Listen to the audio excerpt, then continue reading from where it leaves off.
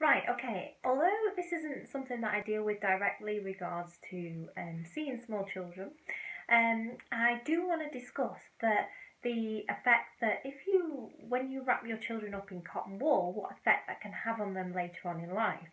So the best way for me to explain this to you is antibodies.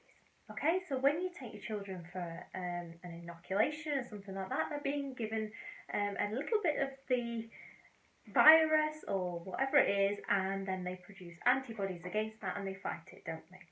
So as your children move through their life, and if you are constantly wrapping them up in cotton wool, you're constantly rescuing them against, emotional things and things that happen in everyday life, rejection and those sorts of things, then they're never building up the antibody, if you were, in order to cope with those later on in their lives.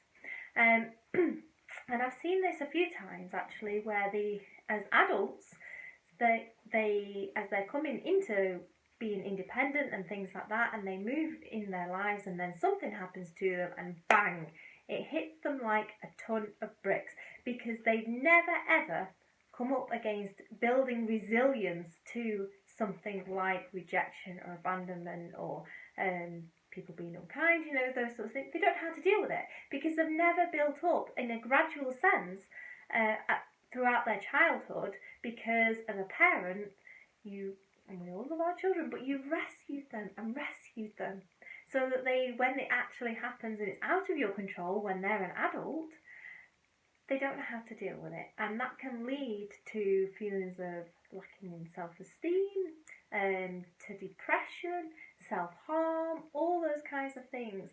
So it's just something to be mindful. I'm not saying don't love your children or anything like that, but I'm a parent, but taking that step back sometimes will do serve your children more than rushing in to rescue them.